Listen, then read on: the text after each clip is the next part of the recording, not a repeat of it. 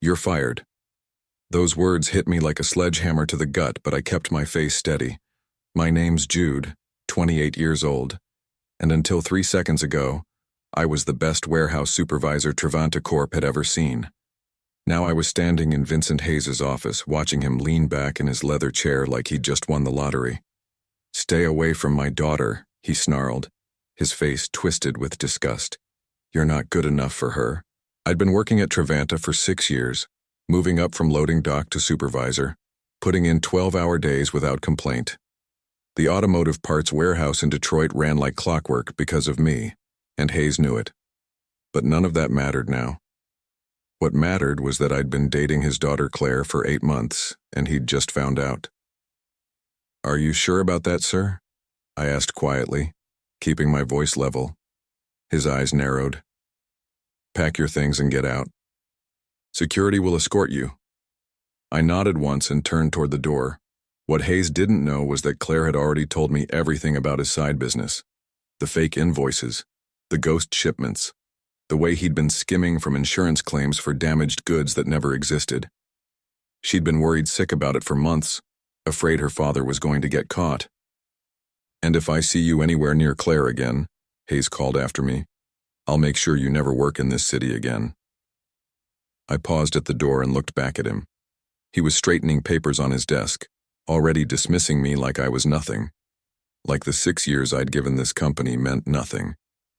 Like the relationship I had with his daughter was some kind of joke.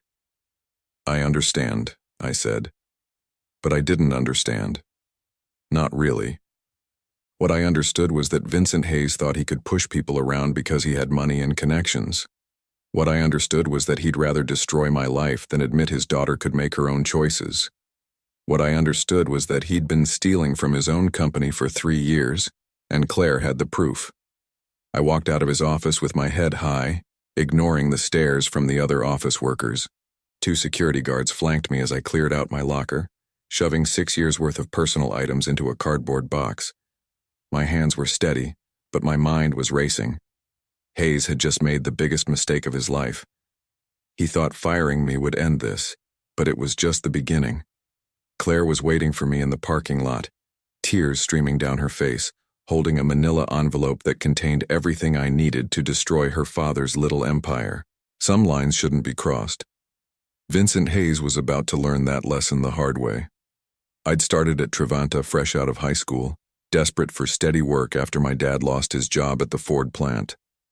The warehouse was brutal those first few years. Heavy lifting, long hours, supervisors who treated you like dirt. But I kept my mouth shut and did the work. By 22, I was running my own crew. By 25, I was supervising the entire night shift. Hayes had always kept his distance from the warehouse floor, but I'd see him during management meetings. He was the kind of man who wore expensive suits and talked about efficiency while never getting his hands dirty. The workers respected me because I'd earned it. Hayes expected respect because of his title. Everything changed when Claire started working in accounting 8 months ago. She was fresh out of college, Vincent's daughter, but she didn't act entitled like I'd expected. She asked good questions, stayed late to learn the systems, and treated everyone with respect. When she asked me to explain the warehouse inventory process, I spent 2 hours walking her through everything. We started talking during lunch breaks. She was smart, funny, and nothing like her father. When she asked me out for coffee, I almost said no.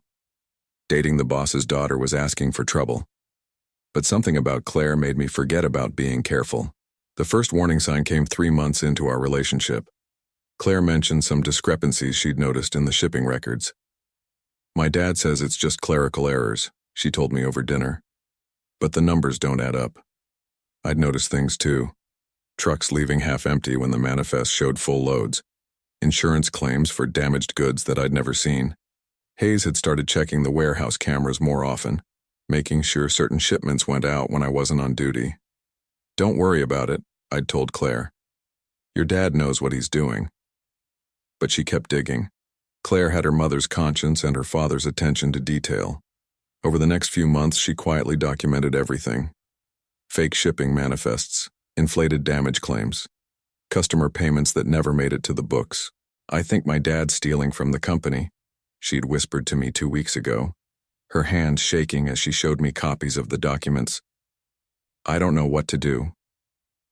I should have told her to stay out of it. Should have convinced her to delete everything and pretend she'd never seen it. Instead, I helped her organize the evidence.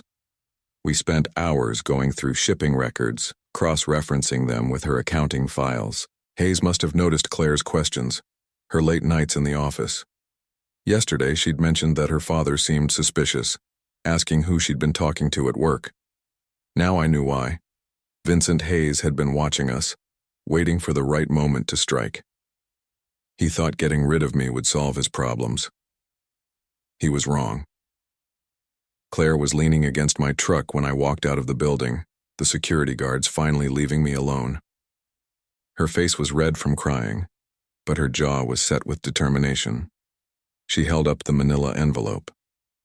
I grabbed everything before he could delete it, she said. All the files I've been copying, it's all here. I set my cardboard box in the truck bed and took the envelope. Inside were photocopies of shipping manifests, insurance claims, and bank statements going back 3 years. The evidence was damning. Hayes had been systematically stealing from Trevanta Corp., skimming profits and filing false insurance claims. He fired me because of this, didn't he? I asked. Claire nodded. He knows I've been asking questions. When I told him we were dating, he put it together. He thinks you put me up to investigating him. We sat in my truck in the parking lot, going through the papers. The scope of Hayes's operation was bigger than I'd imagined. He'd stolen nearly $200,000 over 3 years, using a network of fake vendors and inflated damage claims. Every time a shipment was supposedly damaged in transit, Hayes would file an insurance claim, while the goods were quietly sold to his personal contacts. I trusted him, Claire said quietly. I thought he was just a tough businessman. I never imagined he was stealing. I watched her face as she spoke. Claire wasn't just angry about the theft. She was heartbroken. Her father had destroyed her faith in him, and now he'd destroyed my career to cover his tracks. What are you going to do? She asked. I looked at the Trevanta building, thinking about Hayes sitting in his office, probably celebrating his victory. He thought he'd won, thought he'd scared me off and silenced his daughter. He had no idea that Claire had already gathered enough evidence to send him to prison. I'm going to make sure he faces the consequences, I said. But your job? My job was never safe as long as he was stealing. He would have found another excuse to get rid of me eventually. Anyone who might notice his operation was a threat. Claire reached for my hand. I'm sorry. This is my fault for digging into his business. No, I said firmly. This is his fault for being a thief. You did the right thing. I started the truck and pulled out of the parking lot. Hayes thought he'd won, but he'd made a critical mistake. He'd underestimated his own daughter. Claire had inherited his intelligence and attention to detail, but she'd also inherited her mother's moral compass. Vincent Hayes was about to learn the difference between respect and fear, and he was about to discover that sometimes the people closest to you can hurt you the most. The envelope on the seat between us contained his entire downfall. Now I just had to figure out how to use it. 2 days after getting fired, I decided to test the waters. I called Trevanta's main office and asked to speak with the regional manager, David Peterson. I'd worked with Peterson on several efficiency projects, and he'd always treated me fairly. Jude, Peterson said when he took my call, I heard about what happened. Vincent said you were stealing inventory. My blood ran cold. That's not true, sir. I was fired because I'm dating his daughter. Look, I've known Vincent for 15 years. He wouldn't make accusations like that lightly. I'm sorry, but I can't help you. The line went dead. Hayes had gotten to Peterson first, spinning a story about theft to justify my firing. It was clever. Who would believe a disgruntled ex-employee over a respected company executive? I called 2 other contacts within the company. Both conversations went the same way. Hayes had poisoned the well, making sure anyone who might listen to my side of the story already believed I was a criminal. Claire was devastated when I told her what her father had done. He's lying about you to protect himself, she said. We have to do something. We will. but we need to be smart about it. I spent the next few days researching Hayes's background, looking for patterns or connections that might help. What I found made my stomach turn. This wasn't his first time. At his previous job, a logistics company in Cleveland, there had been allegations of financial irregularities. Nothing was ever proven, but Hayes had left abruptly after an internal audit. He was a professional thief, moving from company to company, stealing until things got too hot, then disappearing with a clean reference letter and a new target. On Friday morning, I got a call from Claire. My dad wants to see me in his office. He says we need to talk about my future with the company. Don't go alone, I warned her. I have to. If I refuse, he'll know I'm working against him. She called me back an hour later, her voice shaking. He knows about the files. He didn't say it directly, but he kept asking about my access to the accounting system. He wants me to take a week off, says I've been working too hard. He's buying time to cover his tracks. There's something else. He's transferring me to the Cleveland office. Says it's a promotion, but I think he wants me away from here. Hayes was moving fast, eliminating threats and consolidating his position. He'd painted me as a thief, and now he was isolating his daughter. In a week, all the evidence Claire had gathered might be worthless if he managed to alter the records. That evening, I met with Claire at a diner outside the city. She looked exhausted, torn between loyalty to her father and doing what was right. Maybe we should just let it go, she said. He's my dad. If this comes out, it'll destroy our family. Your father destroyed your family when he started stealing. He destroyed my career to cover it up. How many other people has he hurt? Claire stared at her coffee cup. I keep thinking about when I was little. He used to take me to work sometimes, show me around the office. He seemed so proud of what he'd built. That man might still be in there somewhere. But the Vincent Hayes I know is a thief who's willing to destroy anyone who threatens him. We sat in silence for a while. Finally, Claire looked up at me. What do you need me to do? I need you to go to Cleveland, play along with his plan, but before you go, I need you to get me one more thing. What? Access to his computer. Just for 10 minutes. Claire's eyes widened. Jude, if he catches me... He won't. You're his daughter. He trusts you. She was quiet for a long moment, then nodded. When? Tomorrow, after he leaves for his weekend golf game. Hayes thought he was 10 steps ahead of us. But he'd made one crucial mistake. He'd underestimated what his daughter would do when she learned the truth about him. We were about to turn his own confidence against him. Saturday morning, Claire used her key card to enter the Trivanta building. Hayes was at his golf club following the same routine he'd maintained for years. I waited in the parking lot, watching for any sign of trouble while she accessed his computer. She called me 20 minutes later. Jude, you need to see this. It's worse than we thought. I met her in Hayes's office where she'd printed out dozens of pages from his personal files. What we'd uncovered wasn't just simple theft. It was an elaborate insurance fraud scheme involving multiple companies and fake vendors. Look at this, Claire said, pointing to a spreadsheet. He's been running this operation at 3 different companies over the past 10 years. The Cleveland job, his position before that in Milwaukee, and now here. The numbers were staggering. Hayes had stolen over $1 million across all 3 companies, using the same basic method each time. He would create fake shipping manifests for damaged goods, file insurance claims, then sell the supposedly damaged merchandise through a network of shell companies he'd set up. These vendor names, I said, studying the list. Halcrest Industries, Northgate Supply, Velmark Distribution. I bet none of these companies actually exist. Claire pulled up the business registration records on Hayes's computer. You're right. They're all registered to the same address, a post office box in Detroit. And look who signed the incorporation papers. Vincent Hayes had been stupid enough to use his real name on some of the documents. He'd grown overconfident, sloppy. The evidence of his crimes was sitting right there on his own computer. But there was something else that made my blood run cold. In a folder labeled Personnel Issues, I found files on 3 other employees who had been fired over the past 2 years. All of them had been accused of theft. All of them had been in positions where they might have noticed the fraudulent shipments.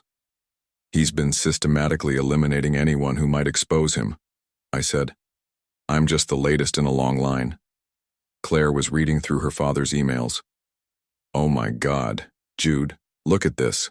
She showed me an email chain between Hayes and someone named Thomas Wright, who appeared to be his contact at the insurance company. The emails made it clear that Wright was in on the scheme, helping Hayes process fraudulent claims in exchange for a percentage of the payouts. This is organized crime, I said. Your father isn't just a thief. He's running a criminal enterprise. Claire sat down heavily in her father's chair, overwhelmed by the scope of what we'd discovered. How did I not see this? How did I work here for 8 months and not realize what he was doing? Because he's good at it, and because you trusted him. I kept reading through the files while Claire copied everything to a flash drive. In Hayes's calendar, I found something that made my stomach drop. He had a meeting scheduled for Monday morning with Travanta's insurance adjuster and the company's chief financial officer. He's planning something big, I told Claire. Look at this meeting, and here, he's got a flight booked to Miami for Tuesday. He's going to run, Claire said quietly. He knows I've been asking questions, and he's planning to skip town with whatever he can steal before anyone catches on. We had until Monday morning to stop him. After that, Vincent Hayes would disappear with years' worth of stolen money, leaving Travanta Corp and its employees to deal with the aftermath. But we had something Hayes didn't know about: complete documentation of his crimes and access to his personal files. The hunter was about to become the hunted. Sunday evening, I sat in my apartment with all the evidence spread across my kitchen table. Claire had gone home to pack for her supposed transfer to Cleveland, maintaining the pretense that she was following her father's plan. We'd agreed that she needed to act normal until we were ready to move. The question was how to use what we'd discovered. Going to the police was risky. Hayes had connections throughout the city, and there was no guarantee they'd take the word of a fired employee over a respected businessman. We needed someone with authority, who couldn't be influenced by Hayes's network. I called my cousin Trevor, who worked for the FBI's Financial Crimes Unit in Chicago. I hadn't spoken to him in 2 years, but family was family. Jude, Trevor said when he answered. What's going on? I need advice about reporting a major fraud case, someone who's been stealing from companies for years. Trevor was quiet for a moment. This isn't about your situation, is it? You're not thinking about making false accusations against someone who fired you?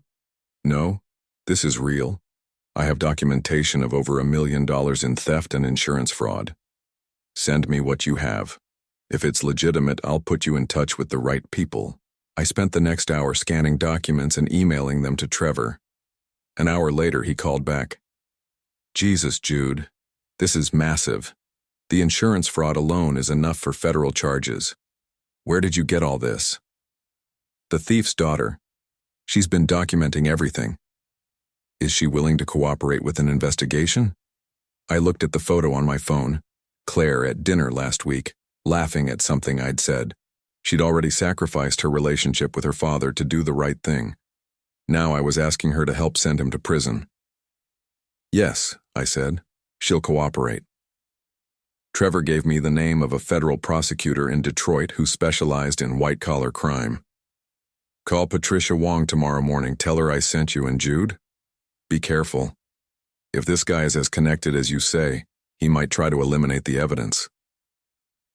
That night, I couldn't sleep. Everything was in motion now, but I kept thinking about Hayes's meeting on Monday morning. What if he suspected something? What if he was planning to destroy the evidence on his computer? Monday morning, I called Patricia Wong's office and explained the situation. She agreed to meet with me immediately. Claire joined us at the Federal Building, bringing the flash drive with all of Hayes's files. Wong was a sharp woman in her 40s who listened to our story without interruption. When we finished, she studied the documents for several minutes. This is enough for multiple federal charges, she said finally. But we need to move fast. If Mr. Hayes suspects he's under investigation, he might flee. He has a flight booked for tomorrow, Claire said. Wong picked up her phone. "I'm calling for a search warrant. We'll hit his office and his house simultaneously. I need both of you to stay available in case we need additional information." As we left the federal building, Claire grabbed my arm. "Are we doing the right thing?" I looked at her, this brave woman who'd risked everything to expose her father's crimes. "Your father made his choices. Now he has to face the consequences."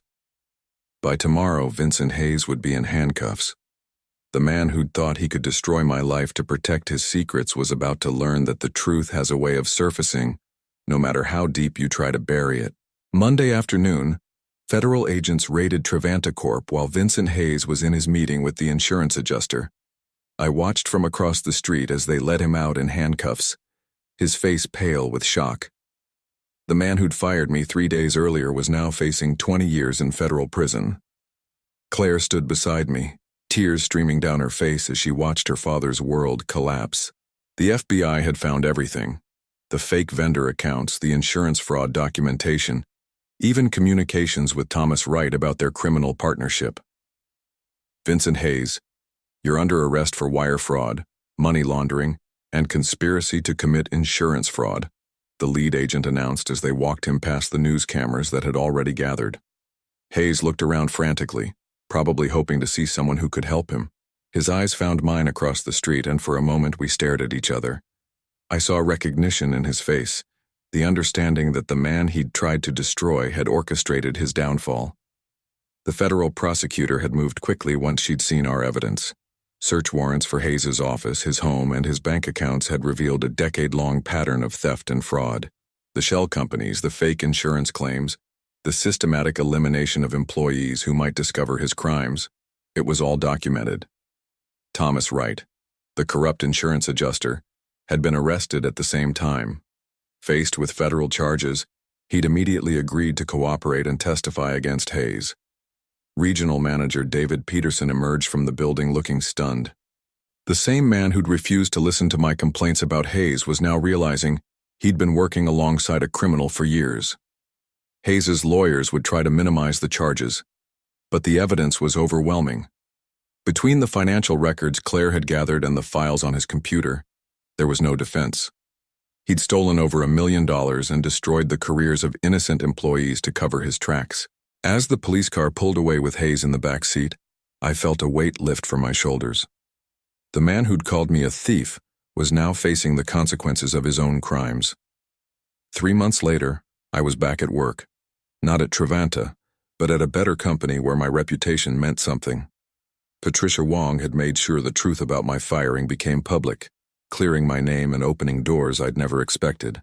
Vincent Hayes pled guilty to all charges and received 15 years in federal prison. The judge had been particularly harsh, noting Hayes's pattern of destroying innocent lives to protect his criminal enterprise. Thomas Wright got 5 years for his cooperation. Trevanta Corp offered me my old job back with a promotion and a significant raise, but I declined. I'd found something better at Drift Shade Limited, a logistics company that valued integrity over politics. My new boss, Janet Foster, had called Patricia Wong personally to verify my story before hiring me. Claire and I were stronger than ever. The ordeal had tested our relationship, but we'd come through it together. She'd taken a position with a nonprofit that investigated corporate fraud, turning her painful experience into a force for good. We still talked about her father sometimes. She visited him in prison once, but he'd been angry and bitter, blaming everyone but himself for his situation. Claire finally realized that the man she'd loved as a child was gone, replaced by someone willing to destroy his own daughter's life to protect his crimes. The other employees Hayes had fired were slowly rebuilding their careers, their names cleared by the federal investigation. David Peterson had been demoted for his failure to investigate the warning signs, while the company implemented new oversight procedures to prevent future fraud. I kept the newspaper clipping about Hayes's sentencing in my wallet for a while, but eventually threw it away. Some victories don't need souvenirs. Vincent Hayes had taught me that power without integrity is just a house of cards waiting to fall. Sometimes the fall takes years, but it always comes eventually. Justice had been served, and I'd learned that standing up for what's right, even when it costs you everything, is the only way to live with yourself. The man who'd tried to destroy me had ultimately destroyed himself. That was consequence enough.